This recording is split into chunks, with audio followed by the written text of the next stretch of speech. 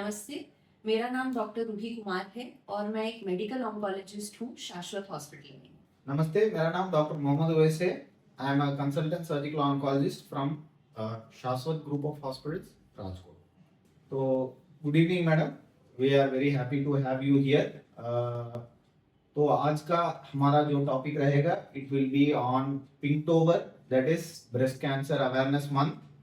तो हम आज थोड़े बहुत आइडियोलॉजीज एंड थोड़े बहुत क्वेश्चन एंड आंसर्स व्यूअर्स को आज पहुंचाएंगे और थोड़े बहुत मोस्ट फ्रीक्वेंटली आस्क्ड क्वेश्चंस जो होते हैं आज हम हमारे व्यूअर्स और पेशेंट्स और फ्यूचर पेशेंट्स को आज हम पहुंचाना चाहते हैं। तो आज हमारा यही एजेंडा रहेगा, टॉपिक रहेगा। आज हम वही बात करेंगे कि जो सबसे ज्यादा कॉमनली हम अपने ओपीडी में देखते हैं और सबसे फ्रीक्वेंटली जो हमसे सवाल पूछे जाते हैं उनके हम जवाब देने की आज कोशिश करेंगे। पिंक अक्टूबर यानी अक्टूबर का महीना ब्रेस्ट कैंसर अवेयरनेस मंथ है। स्तन का कैंसर महिलाओं का सबसे कॉमन कैंसर है इंडिया में और ये पूरी तरह से क्योर किया जा सकता है अगर हम इसको जल्दी स्टेजेस में पकड़े तो। उसके लिए हमें अवेयरनेस स्क्रीनिंग रेगुलरली करनी चाहिए। तो आए हम और बातें करें इनके बारे में। हाँ। तो पहले आपसे पूछता हूँ मैडम, ये जो सब लोगों को और सारी पॉपुलेशन को पता है ब्रेस्ट में कैंसर हो सकता है, तो इसके ट्रीटमेंट ऑप्शंस आज हम हमारे व्यूअर्स को पहुंचाएंगे कि कौन से ट्रीटमेंट ऑप्शंस हैं जो हम रोज हमारे पेशेंट्स को डिलीवर करते हैं और पेशेंट्स का एक्सेप्टेंस हमारे तरफ से कितना बढ़ा सकते हैं, वो आज हम डिस्कस करते हैं। तो मेरा पहला क्वेश्चन रहेगा मैडम, तो ये कीमोथेरेपी ब्रेस्ट कैंसर के लिए क्या होती है? तो कीमोथेरेपी यानी डोज जो कि फास्ट डिवाइडिंग सेल्स पे काम करती है, मतलब तेज रफ्तार से जो कोश डिवाइड कर रहे हैं हमारी बॉडी में, जो गांठ बना रहे हैं, उन पे काम करने वाला दवा है। तो क्या होता है कि जो कैंसर के सेल्स हैं वो भी तेज रफ्तार से बढ़ते हैं और हमारे नॉर्मल सेल्स भी बढ़ते हैं। तो कीमोथेरेपी जो है वो डिफ्रेंशिएट नहीं कर पाती है कि मैं कैंसर पे काम कर रहा हूँ या मैं नॉर्मल सेल्स पे। तो जैसे ही वो बीमारी पे काम करती है, नॉर्मल सेल्स पे काम करने पे भी साइड इफेक्ट आते हैं। तो कीमोथेरेपी से जो साइड इफेक्ट आते हैं वो इसीलिए आते हैं क्योंकि वो नॉर्मल सेल्स पे भी काम करती है। बट आजकल टेक्नोलॉजी बहुत एडवांस्ड हो गई है और हमारे पास सिर्फ कीमोथेरेपी ही नहीं और भी बहुत अच्छी मेडिसिन है, जैसे टारगेटेड थेरेपी और इम्यूनोथेरेपी। टारगेटेड और इम्यूनोथेरेपी सिर्फ स्पेसिफिकली कैंसर सेल पे काम करती है, जिससे हमें साइड इफेक्ट भी कम होते हैं और रिस्पॉन्स भी हमें बहुत अच्छा मिलता है। तो नेक्स्ट हम देखेंगे ये ब्रेस्ट कैंसर में सर्जिकल इंटरवेंशन क्या होता है, ब्रेस्ट कैंसर की सर्जरी क्या होती है, आज हम देखेंगे। सबसे ज्यादा इम्पोर्टेंट और फ्रीक्वेंटली आस्क्ड क्वेश्चन मुझे ये मिलता है। हमने 8 साइकिल जो कीमोथेरेपी की थे, 6 महीने का जो ट्रीटमेंट है हमने ले लिया है, क्या अब सर्जरी करना जरूरी है? हाँ। तो इस पे मैं आप चाहूंगी कि आप हमें और बात बताएं। तो सर्जरी जो होती है ब्रेस्ट कैंसर में, it is a very important part of the multi modality treatment जो बोलते हैं, विच इज निर्णय होता है हमारी मल्टी डिसिप्लिनरी ट्यूमर बोर्ड जो बोलते हैं। उसमें हमारे एक्सपर्ट मेडिकल ऑन्कोलॉजिस्ट होते हैं, रेडिएशन ऑन्कोलॉजिस्ट होते हैं और सर्जिकल ऑन्कोलॉजिस्ट होते हैं। सब हमारी टीम मिलकर एक पेशेंट का डिसीजन लेते हैं कि whether surgery, radiation and chemotherapy, targeted therapy, hormone therapy is जरूरी है या नहीं ए पेशेंट के लिए। तो सर्जरी बहुत important part of the treatment होती है। बिना सर्जरी के आज तक कोई भी ब्रेस्ट कैंसर ट्रीटमेंट के ऑप्शंस या गाइडलाइंस या रूल्स अभी तक बाहर नहीं आए हैं। तो मेरे साइड से तो surgery is a compulsory step breast cancer treatment के जर्नी में होती है। तो ब्रेस्ट कैंसर के सर्जरीज 2 टाइप्स होते हैं। वो है जो 20 या 30 साल से जो चल रहा है, वो होता है टोटल मैस्टेक्टमी, और दूसरा अभी जो रिसेंट डेवलपमेंट हो रहा है वो है ब्रेस्ट कंजर्वेटिव सर्जरी या ब्रेस्ट को कंप्लीटली निकाले बिना ब्रेस्ट कैंसर की ट्रीटमेंट करवाना। तो ये दो ट्रीटमेंट इक्वल होते हैं। थोड़े पेशेंट्स हमारे से पूछते हैं कि गांठ जब ब्रेस्ट में आ जाता है तो हमको बहुत डर महसूस होता है कि ये वापस आ जाएगा अगर मेरा स्तन पूरा नहीं निकल जाता है तो हम उनको रीअश्योर करते हैं, क्योंकि हमारे पास 20 या 30 साल का रिसर्च का डेटा है जो हम हमारा effort in conserving that is वो स्तन को बचाने का एफर्ट जो होता है उसका डेटा ये हमें बताता है कि ये जो मैस्टेक्टमी दैट इज स्तन पूरा निकालना और स्तन को बचाना ब्रेस्ट कैंसर ट्रीटमेंट के लिए इक्वल होता है। और दोनों ट्रीटमेंट्स या सर्जरीज में डिफरेंस उतना सिग्निफिकेंट या उतना बदलाव नहीं है दोनों ट्रीटमेंट में। तो हमारे साइड से थोड़े पेशेंट को टोटल मैस्टेक्टमी दैट इज स्तन का पूरा निकलवाना जरूरी होता है। थोड़े पेशेंट को कंप्लीट स्तन निकलवाना जरूरी नहीं होता है। वो जब स्तन पूरा निकल जाता है तब हमारे पेशेंट्स हमारे पास वापस आते हैं।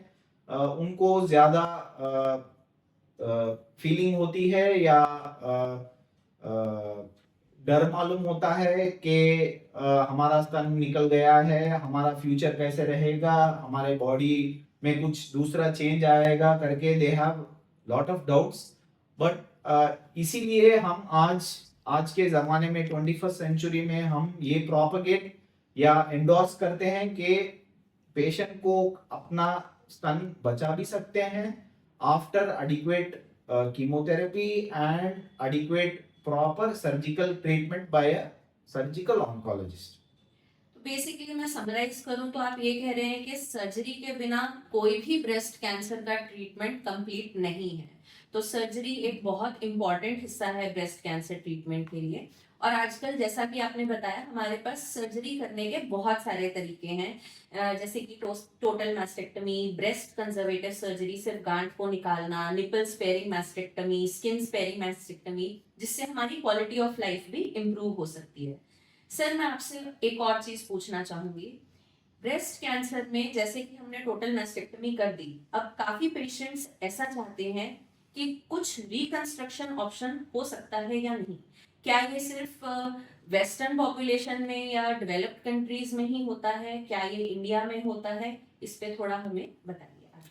हाँ मैडम, तो देर आर दो टाइप ऑफ रिकंस्ट्रक्शन होते हैं मैडम। दैट इज जब स्तन पूरा निकल जाता है उसके बाद आज के जमाने में हमारे पास लेटेस्ट डेवलपमेंट्स एंड टेक्नोलॉजीज आए हैं मैडम। तो ये होता है दो टाइप्स ऑफ रिकंस्ट्रक्शन होता है। एक होता है ऑटोलॉगस रिकंस्ट्रक्शन।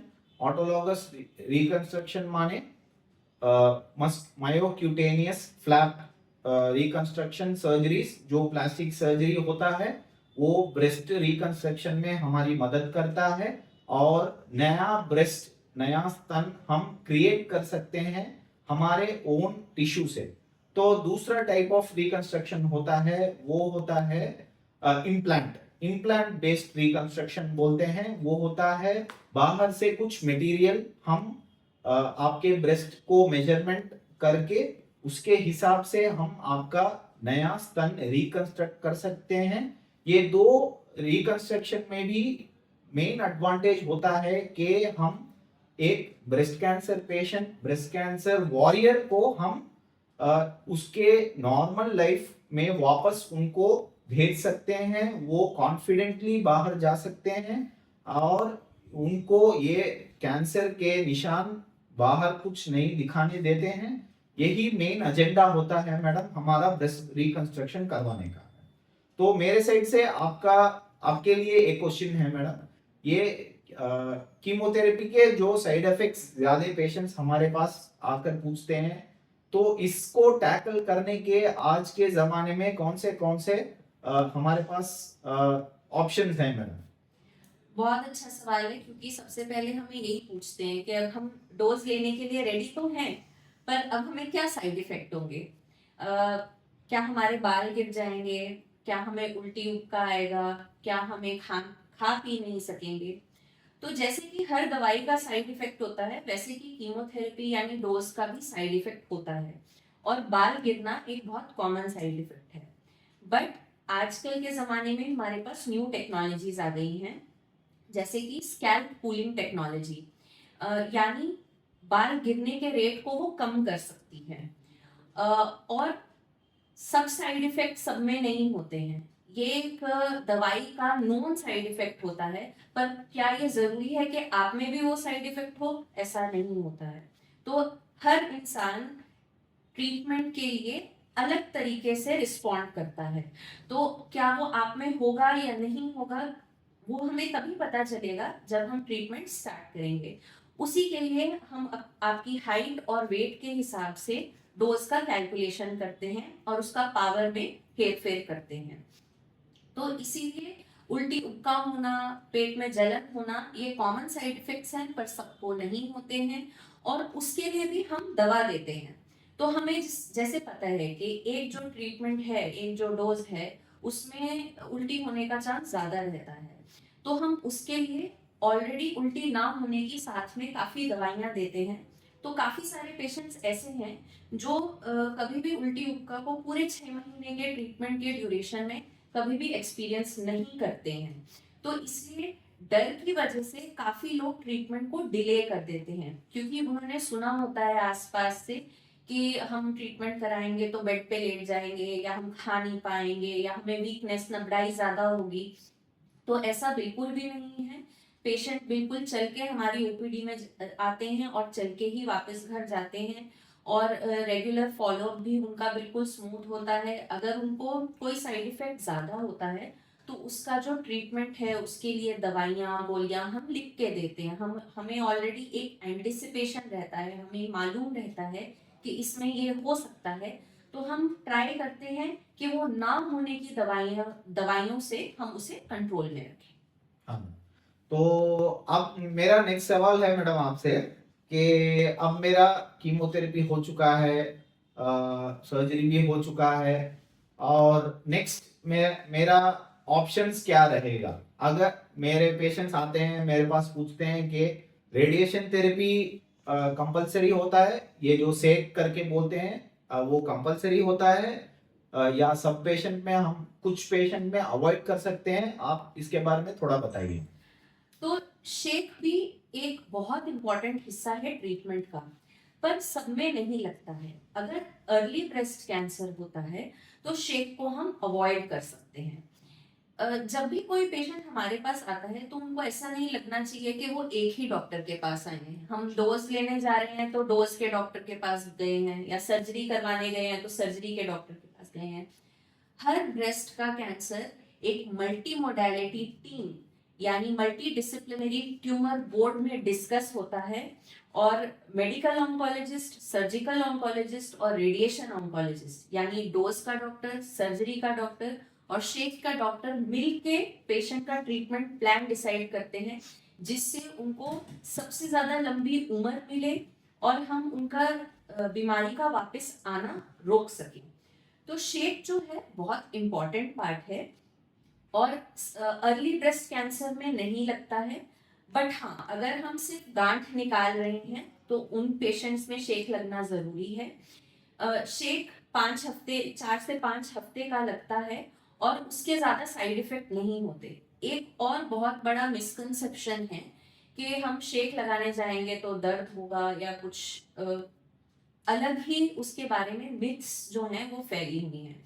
तो मैं बताना चाहूंगी अपने व्यूअर्स को कि रेडिएशन ऑन्कोलॉजी यानी शेक जैसे हम मशीन में लेट के स्कैन कराते हैं, उसी के समान होता है। उस रेडिएशन मशीन में हमें लेटना होता है 1 या 2 मिनट, और हमें कुछ नहीं पता चलता है। वो शेक जाके सीधा बीमारी पे काम करता है, और उसका ज्यादा साइड इफेक्ट भी नहीं रहता। उसका मेन साइड इफेक्ट रहता है वो वाला जो चमड़ा है वो काला पड़ सकता है, बट वो बिल्कुल ठीक और नॉर्मल पहले जैसा हो जाता है। तो नेक्स्ट हम बात करेंगे मैडम, ये जो रिकवरी टाइम इन सर्जरी में, तो सर्जरी अकॉर्डिंग टू आवर, हमारे जो पेशेंट्स आते हैं, हम जो ट्रीटमेंट प्लान करते हैं, रिकवरी टाइम इन सर्जरी बहुत शॉर्ट होता है, बहुत कम होता है। जितना भी आप ये ब्रेस्ट सर्जरीज के बारे में बात करते हैं, इसका recovery period maximum 2 to 3 days होता है। सर्जरी आपका जब होता है, मॉर्निंग में जब होता है, आप इवनिंग में ही खाना खा सकते हैं, नॉर्मल आपका डाइट फॉलो कर सकते हैं। नेक्स्ट डे हम आकर आपको चेक करेंगे, आपका सर्जिकल साइट यानी सर्जरी हुई जगह पर आपका एग्जामिनेशन करेंगे और देखेंगे कि सब ठीक है या नहीं। उसके बाद हम आपका नेक्स्ट डे भी डिस्चार्ज प्लान कर सकते हैं। तो the maximum amount of time आप हॉस्पिटल में रहोगे इस 2 दिन ही। उसके ऊपर you are not required to stay in the hospital, because ये ब्रेस्ट कैंसर का surgery it is a day care surgery. The maximum amount of duration हम जो आपको हॉस्पिटल में रिटेन करेंगे विल बी 24 आवर्स। 24 आवर्स के बाद आपका डिस्चार्ज हो जाएगा। तो मैडम आप बताइए, कीमोथेरेपी का रिकवरी पीरियड कितना होता है? Will I be going back to lead to my normal life after chemotherapy, या मेरी जो नॉर्मल लाइफ मैं कब वापस जी पाऊंगी आफ्टर माय कीमोथेरेपी? बहुत अच्छा सवाल है, बहुत फ्रीक्वेंटली हमसे पूछा जाता है। जब हम कीमोथेरेपी लेते हैं, कीमोथेरेपी एक डे केयर प्रोसीजर है। यानी आप अगर सुबह आएंगे, सुबह एडमिट होंगे, तो जो दवा चलती है वो एक ग्लूकोज की तरह दवा चलती है और वो 5 से 6 घंटे में खत्म हो जाती है। अगर आप सुबह चालू करते हैं तो शाम तक आप डिस्चार्ज होके घर जा सकते हैं। 21-21 दिवस का साइकिल होता है, तो हम उसके बाद नेक्स्ट आपको 21 दिवस के बाद बुलाते हैं। इस बीच में अगर आपको कोई भी प्रॉब्लम हो तो आप हॉस्पिटल जल्दी आ सकते हैं, पर इस बीच में आप घर जा सकते हैं और अपनी नॉर्मल लाइफ वापस शुरू कर सकते हैं। यूजुअली हम एडवाइस करते हैं कि घर में कोई हैवी काम ना करें, भारी चीजें ना उठाएं, या भारी भरकम काम कोई ना करें। हल्का काम, या फिर अगर आप काम जॉब पे जाते हैं तो आपकी अगर डेस्क जॉब है, आप एक सुपरवाइजर हैं, तो वो आप बिल्कुल कर सकते हैं। You can go back to work. इसमें 2-3 प्रिकॉशन लेने पड़ेंगे, क्योंकि हम डोज दे रहे हैं तो इम्यूनिटी थोड़ी डाउन रहती है, तो इन्फेक्शन होने का चांस थोड़ा ज़्यादा रहता है। तो अगर हम नॉर्मल प्रिकॉशंस लें, जैसे कि अपने हाथ धोएं, अपनी सराउंडिंग्स को क्लीन और हाइजीनिक रखें, साफ रखें, मास्क पहने। अगर आसपास किसी को खांसी जुकाम है तो उनसे थोड़ा सा डिस्टेंस मेंटेन करें। बहुत जो कॉमन प्रिकॉशंस हैं, अगर हम उसको रेगुलरली लें तो हम अपनी लाइफ में, नॉर्मल लाइफ में पूरी तरह वापस जा सकते हैं। तो मेरा आखिरी सवाल होगा मैडम आपके लिए।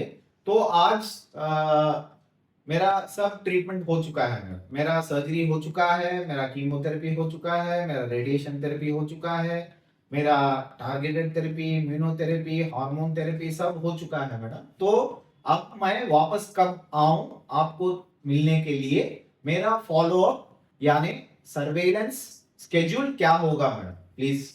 बेसिकली जब सारा ट्रीटमेंट खत्म हो जाता है तो हमसे ये पूछा जाता है कि अब हम वापस क्यों आए, सब ट्रीटमेंट खत्म हो गया है। तो हॉस्पिटल जाने को एक बहुत बड़ा डर समझते हैं कि हमें कुछ हो जाएगा, हमें डॉक्टर पूरी तरह से नहीं बता रहे हैं इसलिए वापस बुला रहे हैं।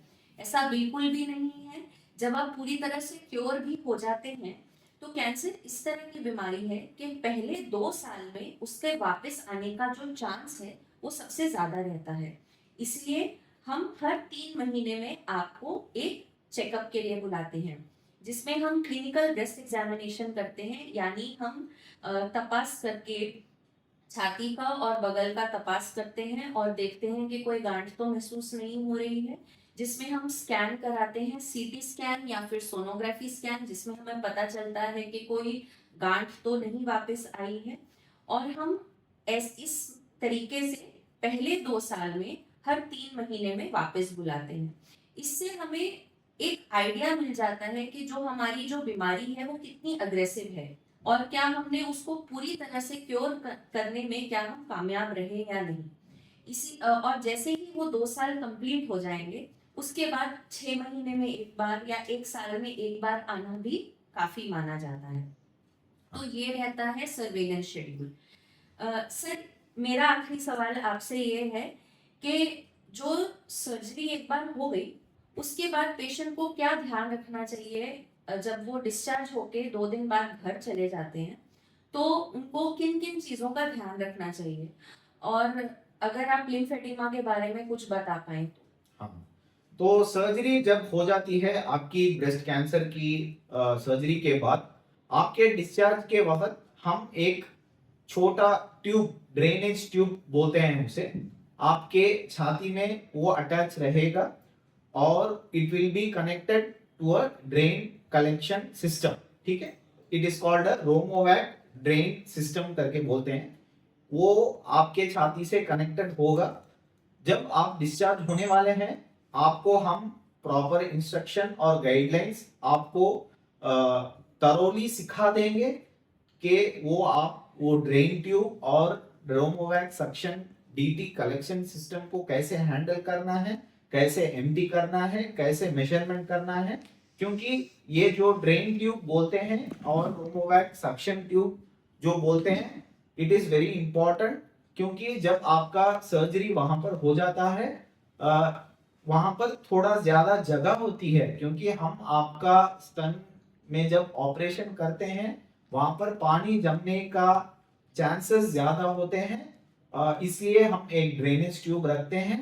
वो ड्रेनेज ट्यूब को आपको रोज दिन में एक बार एम्प्टी करना है और मेजरमेंट लेना है। हम आपको एक चार्ट भी दे देंगे डिस्चार्ज के टाइम पे कि आपको ये कैसे मेजरमेंट करना है, और वो चार्ट पे लिख देने का है। उसके बाद आपको फिजियोथेरेपी जो बोलते हैं, जो आपकी शोल्डर की फिजियोथेरेपी आपको चालू करनी है immediately the next day after surgery.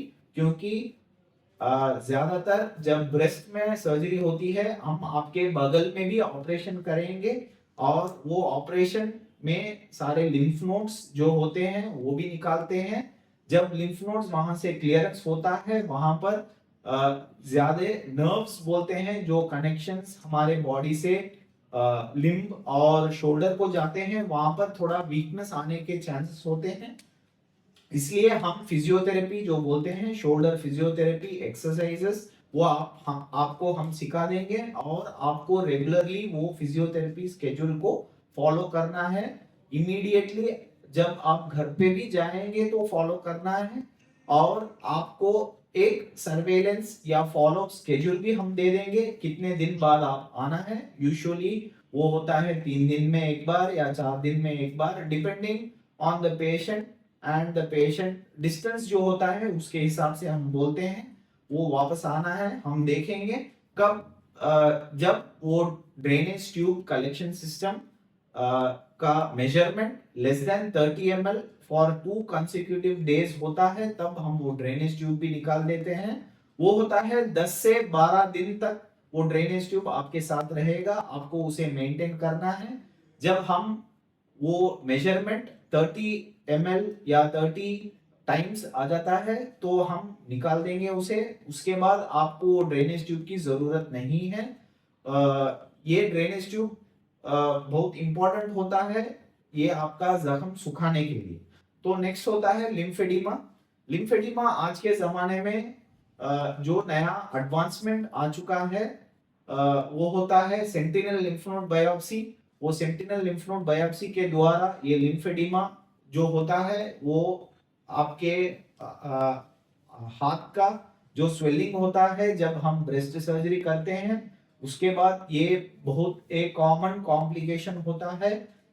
उसको प्रिवेंट करने का आज के जमाने में हमारे पास और एक ऑप्शन है, वो है सेंटिनल लिम्फ नोड बायोप्सी। जब सेंटिनल लिम्फ नोड बायोप्सी हो जाता है, लिम्फेडिमा के चांसेस लेस देन 2% होते हैं। हमारे पेशेंट्स को लिम्फेडिमा से प्रिवेंशन भी हो सकता है। जब लिम्फेडिमा हो जाता है पेशेंट को, जब हम अग्रेसिव ब्रेस्ट कैंसर सर्जरी करते हैं और बगल में जो एक्सिलरी लिम्फ नोड्स का क्लियरेंस करते हैं, तब लिम्फेडिमा का चांसेस 10 to 20% होता है। लिम्फेडिमा भी आ जाए तो हमारे पास बहुत सारे एंटी लिम्फेडिमा मेजर्स हैं। वो होते हैं स्टॉकिंग्स होते हैं, फिजियोथेरेपी होते हैं और मल्टीपल ऑइंटमेंट्स और लोकल इमल्शंस होते हैं, वो लिम्फेडिमा को प्रिवेंट, प्रोग्रेस और कॉम्प्लिकेट करने में प्रिवेंट करते हैं। तो ये सब लिम्फेडिमा आपको डरने की कोई बात नहीं है। लिम्फेडिमा जो complication is a common complication, उसके आज के जमाने में 21st सेंचुरी में हमारे पास बहुत सारे ट्रीटमेंट ऑप्शंस भी हैं। lymphedema is manageable and can be prevented and can be treated at the same time effectively. तो सबसे पहला जो हम पेशेंट से यही पूछते हैं जब वो सर्वेलेंस पे आते हैं हमारे पास, हम यही पूछते हैं कि दिन में जो कसरत आप करते हो जो आपको सिखाई है सर्जरी के बाद, कितनी बार करते हो? तो वो बोलते हैं 2 या 3 बार। तो मैं उनको बोलती हूँ कि दिन में 10 से 15 बार तक कसरत करनी जरूरी है ताकि वो शोल्डर मूव करता रहे। और जो बगल का सर्जरी भी हुआ है, जैसा कि आपने बोला एक्सिलरी लिम्फ नोड क्लियरेंस हमने की है, तो उससे हार्ट का सोजा होना कॉमन कॉम्प्लिकेशन है, वो ना हो, इसलिए वो रेगुलरली 10 से 15 बार दिन में कसरत करेंगे तो वो नहीं होगा। एक बार हो जाएगा तो फिर हम ऑफ कोर्स हमारे पास बहुत सारे मेजर्स हैं जैसा कि आपने बताया जिससे हम उसको ठीक कर सकते हैं, but prevention is better than cure. और अगर हम दिन में 10 से 15 बार तक फिजियोथेरेपी कंटिन्यू रखते हैं और कसरत अच्छे से करते हैं तो वो नहीं होता है। काफी पेशेंट्स हमें ये भी बोलते हैं कि मैं घर का काम तो सब कर लेती हूँ तो कसरत की क्या जरूरत है। कसरत यानी फिजियोथेरेपी स्पेशलाइज्ड मूवमेंट्स होती हैं जो कि आपको एक कसरत के डॉक्टर समझाते हैं, जिस एक तरह की मूवमेंट करने से ही ड्रेनेज जो होती है बिल्कुल अच्छे से होती है, जिससे हाथ का सोजा होना कम होता है। तो अगर आप घर का काम कर रहे हैं तो उससे आप कसरत को रिप्लेस नहीं कर सकते हैं, तो आपको कसरत करनी चाहिए। तो बस इतना ही। और मैं चाहूंगी कि हमारे जो व्यूअर्स हैं वो हम और कौन से सवाल ऐसे हैं जो डिस्कस करें, वो कमेंट्स में अगर लिख देंगे तो हम नेक्स्ट टाइम वो सारे सवाल भी और वो सारी मिथ्स के बारे में भी बात कर सकते हैं जो पेशेंट्स को कॉमनली लगता है पर ऐसा है नहीं है। क्योंकि आजकल जो मेडिसिन है वो बहुत आगे बढ़ चुकी है, टेक्नोलॉजी बहुत आगे बढ़ चुकी है। तो अगर आप अपने डॉक्टर से ओपन कम्युनिकेशन रखेंगे और बात करेंगे तो वो आपको सबसे बेस्ट ऑप्शन आपकी डिजीज, आपकी कंडीशन, आपके टाइप ऑफ ब्रेस्ट कैंसर के लिए आपको बता पाएंगे। Thank you sir, Thank you, thank madam. You Thank ये you. कॉन्वर्सेशन करने के लिए। आई थिंक फ्यूचर में हम और भी करेंगे तो पेशेंट्स के लिए एक अच्छा अवेयरनेस रहेगा। Great. Okay, Okay. Thank you.